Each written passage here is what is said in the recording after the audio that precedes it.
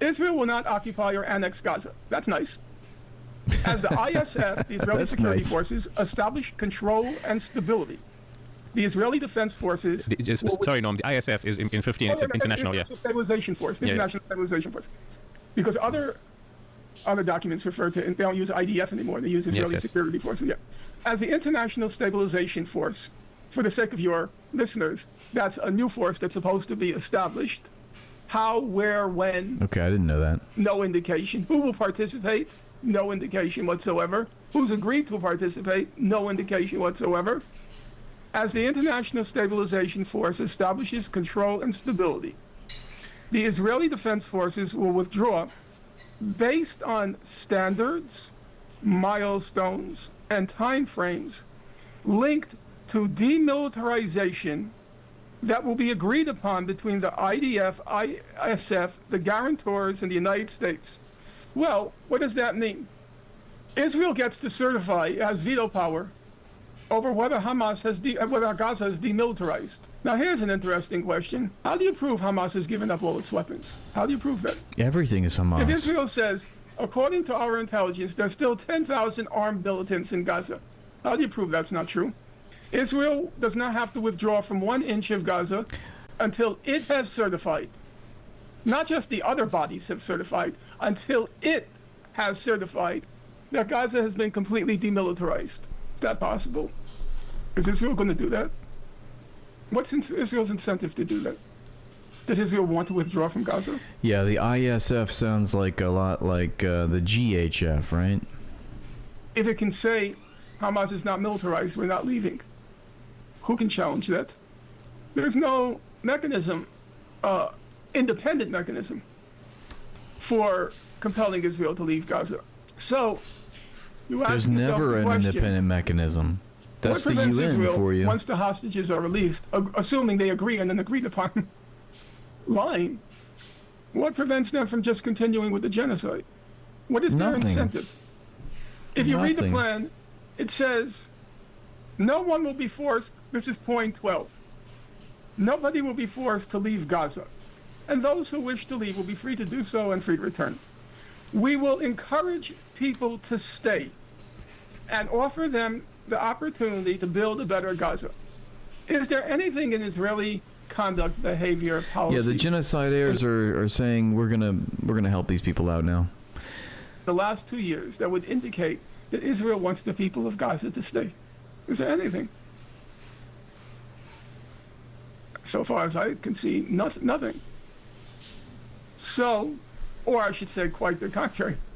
There's been, in terms of statements and policy, exactly the opposite. Operations on the ground, there's every indication they want them to leave. There's no... Remember that the legal definition of genocide is engineering conditions that are calculated to bring about the destruction of an entire civilization. That is what Israel has engineered at this point. It's, as I said, it's such an insult to the intelligence to take any of this seriously. Completely. We were told an insult. That's what I feel. The fact that we're covering this like it's actual news instead of the slop that it is insulting to me. Because I know too much. I've noticed too much. The noticing must continue.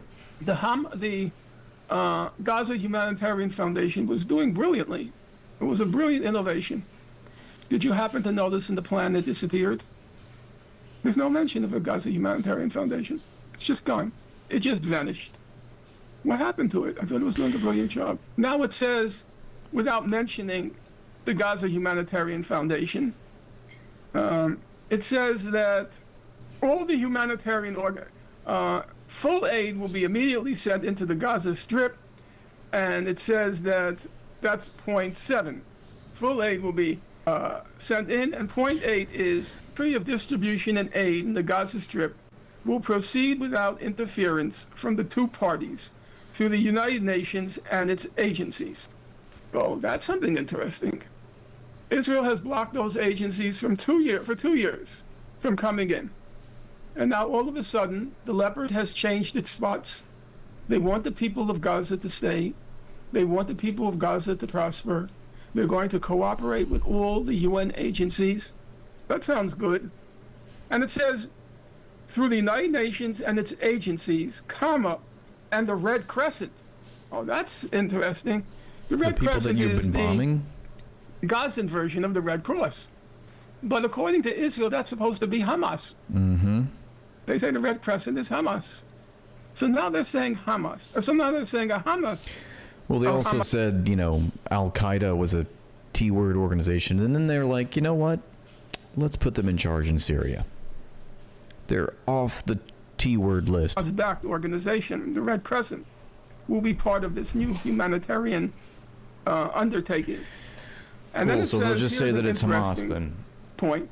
In addition to other international institutions not associated in any manner with either party. You know what that means? Do you understand why that was inserted? Which point is this? Point 8.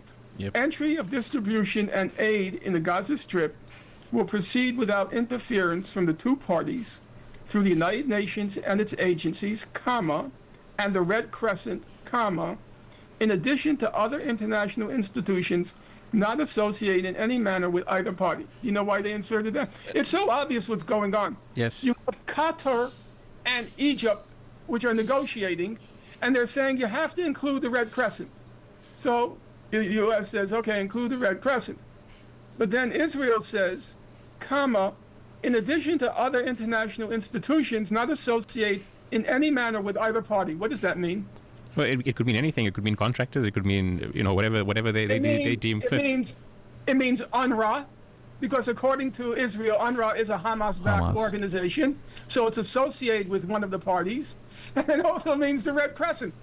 So the second clause cancels the first clause. Is there any possibility? I do believe That's a good point. that there will be what you might call a decent interval. If It's we're the we know exactly what time it is. It's in the meantime. The between time, if you will. Thank you for the super chat. hostages released, then Israel puts on the show of humanitarian concern, lets more than the usual zero number of trucks into Gaza for that decent interval, and also to appease and placate Mr. Trump. And then it goes right back to what happened in March, when there was a ceasefire, January 15th, 2025. Everybody agrees Israel breaks the ceasefire in March 2025. It announces the end of the ceasefire on March 2nd, 2025. It unleashes its armed forces or its munitions on March 18th. And then you know what happens Yep. after that? First of all, nobody faults Israel for breaking the ceasefire. Nothing happened. Nothing happens. And then between March 18th and roughly September 1st, do you know how many Gazans were killed? Do you know how many? 16,000. The UN figure is 16,000 were killed. Insane. I don't know Probably an the numbers for underestimate. the month of September all told, but up until early September, it was 16,000. You know how many Israeli soldiers were killed? 50. 40. Yeah, 50. 50 were killed. So, my guess is we can discard. Sounds like a slaughter. this whole plan- What's the ratio there? After 16,000 to plan- 50. after point 8, except for we can discard the plan after point 8. What I suspect will happen is if Gaza agrees, if Hamas For every one IDF soldier killed, I think this was for the month of September, he said, there was 320 Palestinian civilians killed. agrees 320 to 1. to the release of the hostages, That's called a slaughter. there will be a temporary period because, as you notice, the plan doesn't say how long Hamas has to disarm. A week, a month. So there will be a pretense we're giving Hamas time to disarm. Maybe it'll be like the first ceasefire, which began January 15th, and it ended, Israel ended it roughly in the middle of March, between March 2nd and March 18th. There'll be a 2-month interval. Israel will announce that, and they'll let some aid in. They'll let some aid in, all to show Israel's goodwill. Israel will then discover Hamas has all these weapons stored somewhere, Brace for the incoming betrayal. and it will do what it always does, which is a provocation. Brace for the incoming false flag. Brace for the pretext. I mean, there's a long history of that, of which I go through in minute detail in my book, Gaza, an Inquest into its Martyrdom. There will be some sort of provocation, and then the whole hell will break loose again. I got it I mean, right just- here, just, baby. I mean, in the wording, it doesn't even say disarm; it says decommission, See which that? kind of creates that excuse for them because it's asking them to put the weapon Thank you, somewhere Y2 aside, which allows eyes. Israel to always blame He does them rule. for, I agree. having the Well, weapons. they say that the government will buy back the weapons. For every Hamas militant who gives up their weapons, they will be amnestied. Oh yeah, that's very probable. Israel's going to amnesty Hamas. That's very probable, and then they could. Amnesty. Give The him weapons will be grant Hamas purchased back. amnesty. Sure thing.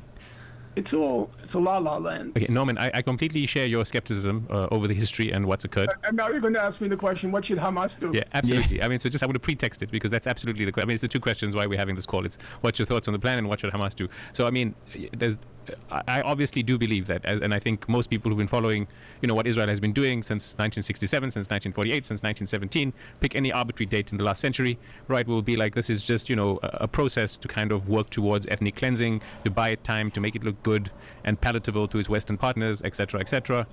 At the same time, we spoke at length, and we've all been looking at what's been occurring in the last 2 years. Gaza is being annihilated, and Hamas obviously have a very, very difficult choice. And so yes, what do you think Hamas should do? I'm not Hamas, and I wouldn't want to be Hamas. They don't, no ideological, political reasons, but they're totally irrelevant right now, and they're completely irrelevant to your question. They're in an impossible situation. If they don't give up the hostages, President Trump and Prime Minister Netanyahu will go around saying, we offer them a permanent ceasefire, we offer them an end to the war, we offer the full Israeli withdrawal, we offered them UN humanitarian assistance, and they rejected it because they're savages and they want to torment, torture, and kill the hostages. Damn right. Okay, so that's not a Facts. viable option for them. A second option is not to give up the hostages. Excuse me. A second option is to give up the hostages. If they give Excuse up me, the is there anyone in hostages, the audience that doesn't condemn Hamas? Because I'd like you to leave.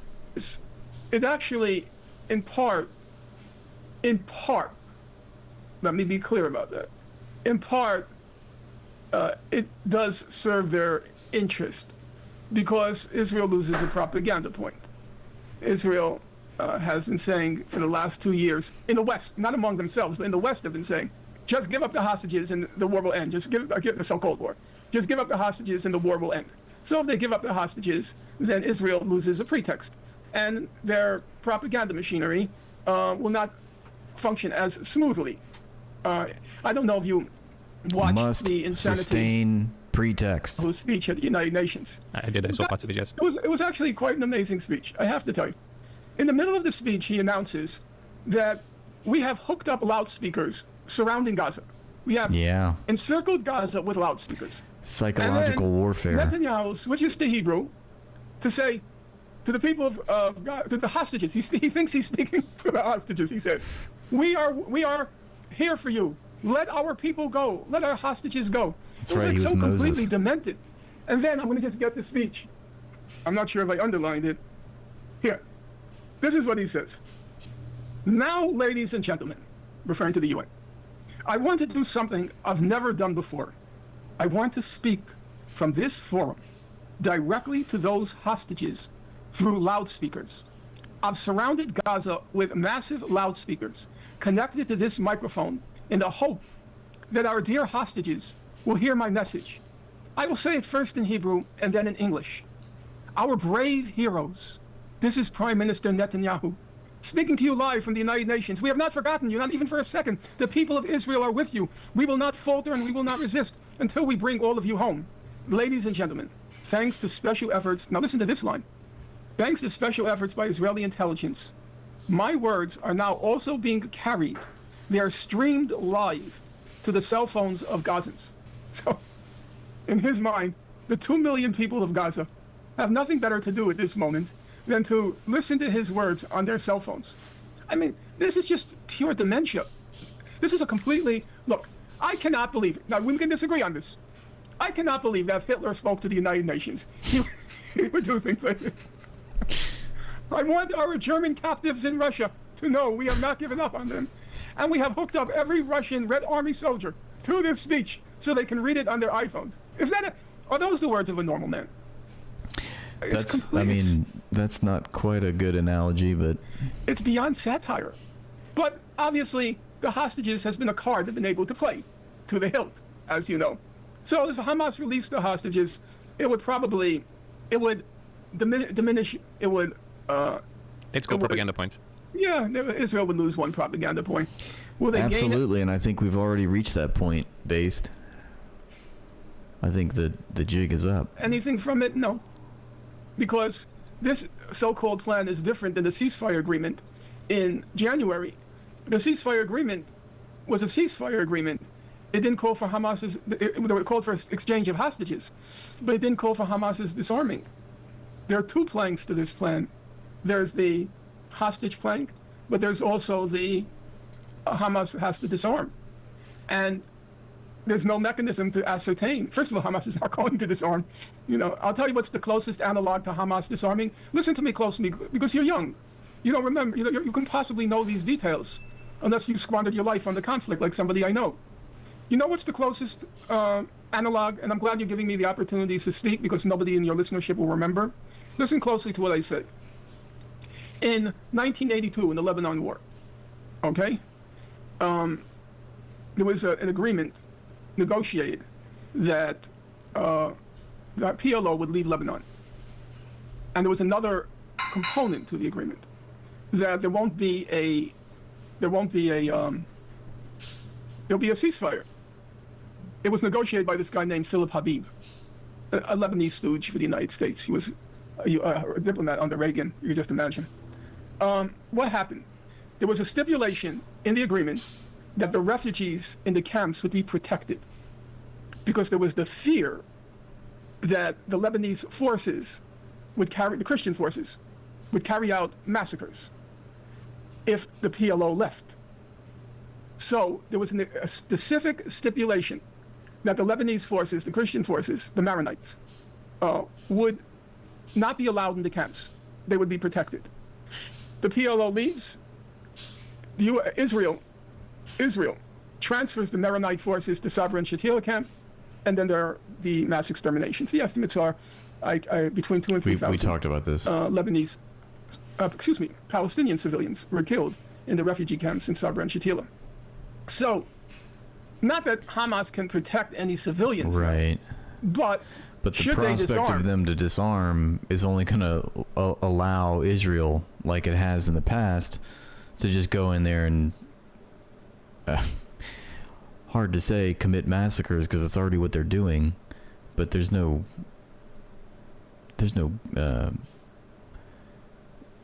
guarantee. It's decidedly the opposite. It'll be a invitation to a mass, I won't call it extermination because I don't even know how many Hamas militants are still alive, to tell you the truth. But it will be an invitation to a mass killing. They are going to amnesty Hamas militants. That's not going to happen. Listen, right now as we speak, what are the facts? Between 50 and 70% of the Israeli population are in deed or in word homicidal murderers. That's what the polls show. Between 50 and 70%, 50% say Israel should carry out genocide in Gaza, 70% say there are no innocents in Gaza. So between 50 and 70% are in word or deed genocidal murderers. As a practical matter, they target children. It's a game. As the former opposition, or the opposition leader, one of the opposition leaders in the Knesset, Israeli, Jewish, he said our soldiers kill children as a hobby. That's their mentality, okay? They post their genocidal conduct on the web. They're proud of it. They boast about it. They're not ashamed. So, and as the last UN report pointed out, they said there has not been one serious investigation of criminal behavior by the Israeli combatants. Not one serious investigation. They said there are not any serious investigations. So, we have a nation of genocidal murderers armed to the teeth in Gaza with no fears of punishment and no fears of punishment, carrying on with complete and total impunity.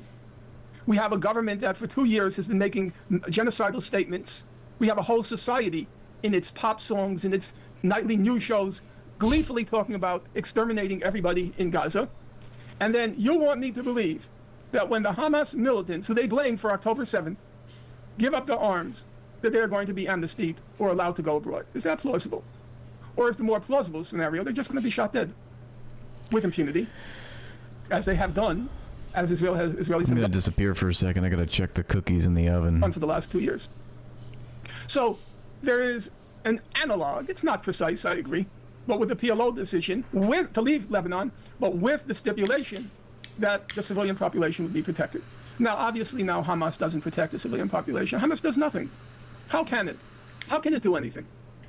Israel destroys everything in front of it, everything on both sides as it goes forward. Everything is reduced to dust. How can it's like expecting Japanese to resist the atomic bombing of Hiroshima? How do you resist it? So it's not as if they're protecting civilians, but I would attach the same value to Israel saying it will let Hamas militants Okay, whoops. if they turn in their weapons, as I attach I'm back. as one attached to the Israeli promise The cookies are doing well. in 1982 not to let the Phalange forces, as they were called, the Christian Maronite forces, not to let them into camps. Which is to say, I attach The cookies are slightly baked. zero significance to it. And for that reason, I consider it most unlikely that Hamas will, even if it wanted to, which it's not going to disarm. I have to tell you, it calls for the release of the hostages, and then it says, point 5. All What? right, Tim Bob. Thank you for that cheer. Welcome in. Tim Bob, right now, right here. There is no other place that you'd rather be. Once all hostages are released, Israel will release 200... Squish, you're not dismissed from class. Thank you very much. I know you want to pass this semester. You don't want to end up with a repeat performance like you did in the spring. Do you remember? Remember when you wet your pants and I had to call your mom to come get you and pick you up and take you home and give you a spanking? 50 life sentence prisoners, plus 1,700 Gazans who were detained after 7 October. Now, first of all, there are thousands detained. I think the figure's like 6,000. Don't quote me on that, but I'm pretty certain 6,000 have been detained. But I'm going to John, I cooked some chocolate chip cookies. They're delightful. ask you a question. You're obviously an intelligent young man, and you listen. If you were a life sentence prisoner in Israel, where would you prefer to be right now? In an Israeli cell or in Gaza? I mean, I think it's a very difficult question. Both are horrible, but I see what you're saying. There's no benefit. It's not like those people are going to be able to go and live in anything that was remotely, even a refugee camp. It's not even that now. It's just rubble and queues, and it is. And there's almost, at least if you have a life sentence, there's a possibility you might at some point be released. And if you go to Gaza, it's a high probability you'll be dead. Yeah, You it's get true. killed. So, what kind of, the expression from the That's frying right. They will throw you off a roof, little gay boy, if you go to Gaza. pan into the fire? So you're going from a cell in an Israeli torture center, which is true. I mean, the detention camps they set up are torture centers. All the UN reports say that. But you're going, you get to go into, from the frying pan, not into the inferno. From the frying pan into the inferno. So that's how I see it. If they don't give up the hostages, public relations disaster. If they do give up the hostages, there'll probably be a 2-month pause. And then all hell will break loose again. There's a possibility that there'll be a relatively trivial increase in the amount of humanitarian aid coming into Gaza. Impossible that it's going to satisfy the needs right now, because the estimate is 1/4 of Gaza's population is in famine conditions now, which means they would need massive aid. And it's probably Thank you, Simon, for the super chat. too late once it's under. I mean, Salmon. I was thinking about salmon. if you study the literature, once Hey, Dick Cheney, welcome in. it's passed from starvation to famine, they say it's too late. because you can't reverse. Exactly why you can't reverse the famine, I can't tell you. Obviously don't have the technical knowledge, but that's what's being said. So I don't think, if I were What did he say when the famine is introduced, you can't reverse it? Let's go back a little bit. 2-month pause, and then all hell will break loose again. There's a possibility that there'll be a relatively trivial increase in the amount of humanitarian aid coming into Gaza. Impossible that it's going to satisfy the needs right now, because the estimate is 1/4 of Gaza's population is in famine conditions now, which means they would need massive aid. And it's probably too late once it's entered. I mean, if you study the literature, once it's passed from starvation to famine, they say it's too late, because you can't reverse. Exactly why you can't reverse the famine, I can't tell you. Because I feel like there's a connection there with how when people are starved for a certain amount of time, like if they eat food, they'll die. You know, because their body is not, it's like eating itself. Anybody know? Obviously don't have the technical knowledge, but that's what's being said. When it gets to a certain level of famine, no matter how much food they get, they are too far and will need hospitalization to recover nutrients and water. Ice Cream Emperor can back me up, thank you. They need to be hospitalized. Got it. And then what, like hooked up to a drip where they're just recovering nutrients? I think he means you're too starved to survive as your body doesn't want the food, right? Organ damage. Yeah, it's like there's already irreversible damage. How many more people are going to die, you know? Jesus Christ. So I don't think, if I were Hamas, I've thought about it. And if they're listening, because I know some other members respect me, I would make an open appeal to Guterres. Specifically, when you eat at that point, your body goes through catastrophic metabolic shifts that are lethal. Okay. Food needs to be slowly introduced, right? I knew that much. I've heard stories of people that were like, I don't know, they got lost or something in the woods and they didn't eat for days, and then they made their way back and somebody fed them and they ended up dying because they ate a big meal. And say, you have to certify everything in the agreement and let refeeding syndrome. Okay, thank you, Ice Cream. your name to it. We want you to be integral to the Ice Cream process. You have to oversee it, and then we will consider.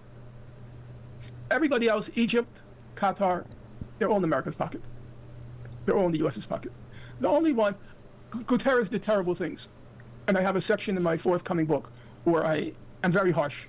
Very harsh. He made an unacceptable. He was probably blackmailed. I mean, or the pressure was just talking about Antonio Guterres, the UN Secretary General. Too much for him to resist, because as you know, there have been huge cuts in the U.S. contribution to the UN, and therefore But hey, blackmail, bribes, and bloodshed—that's the Israeli way for you. Huge layoffs. I mean, we're talking about tens of thousands have been laid off from the UN, and the U.S.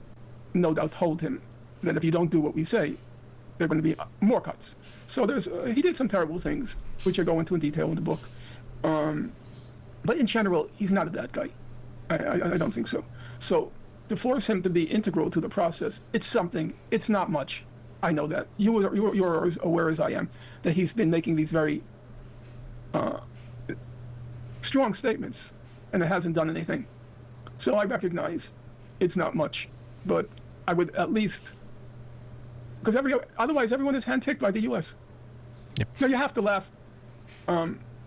They say in the plan, who's going to train the police force, the new police force in Gaza? Who's going to train? They say Egypt and Jordan. Oh, those are excellent examples of security forces, because we know how they respect the Universal Declaration on Human Rights. The Egyptian and the Jordanian security forces have such a wonderful record of respecting human rights. Who better to train? And you know who trained the Palestinian Authority torturers? You know who trained them? Egypt and Jordan. Yep. Egypt and Jordan, the same two torture states. Okay. Yeah, no, That's- those are the two questions. Sorry to interrupt you. There was the two questions I wanted to kind of put at you before we play out the rest of the interview that we recorded a few days earlier. But I'm just gonna. It's not really a pushback, but it's just a reflection over what you said, which can be interpreted as a slight pushback. But I was speaking to Kenneth Roth the other day, and he said a lot of the, and obviously it's very different because while he does a very important job, and obviously I second that, Tom Jones. people in Gaza have been subjected to over the last many decades, and the last 2 years is nothing in comparison. But he says sometimes the only power we actually have is the power to shame. When we don't have any other power, we don't have the power to change something, we don't have the power to, we just have the power to shame. And just what's your perspective on, if I do think it's a very smart idea for Hamas to appeal to a third entity like the UN, something that, again, the UN will, Trump will want to defund it if Antonio Guterres says yes further. So it's tricky, but it is completely sensible that you kind of appeal to a third party that has more credibility, that will be more fair. And the big problem is the US has always been the broker and is an unfair broker. But just in terms of if Hamas do accept this as it is, they will have some power, to shame, because I think we both agree that they don't have the power. Yep. Look, I don't want to be cantankerous. I don't want to be a contrarian. But on the other hand, one has to be sober about these things as we proceed. And I have a good track record. When the Gaza Humanitarian Foundation was set up, the week it was set up, I was on the Piers Morgan program. I said, I know exactly what's going to happen. Swarms of people will come to the distribution sites. Go watch it. It's on Piers Morgan. You can even include it in this video. Swarms of people are going to come to the distribution sites. The Israelis are going to say they were afraid, and they're going to just commit one massacre after another.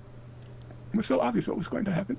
Because we already knew it with the Flower Massacre about a year earlier. Time goes very fast now. Remember the Flower Massacre? So we have to be sober. Right now, Israel is flattening Gaza City as we speak. It's reducing Gaza City to rubble. Okay, block by block. Reducing it to rubble. They say that it's because Hamas has concentrated its forces in Gaza.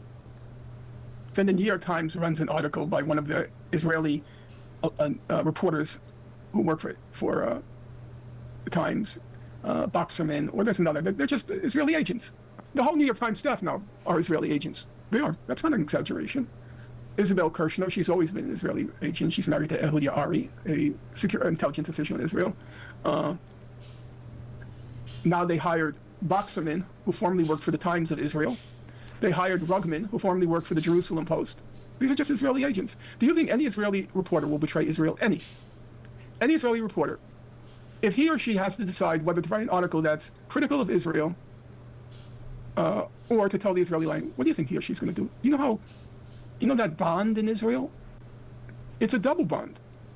It's the bond of nationality or state, the bond of being the citizen of a state. It's the bond of nationality.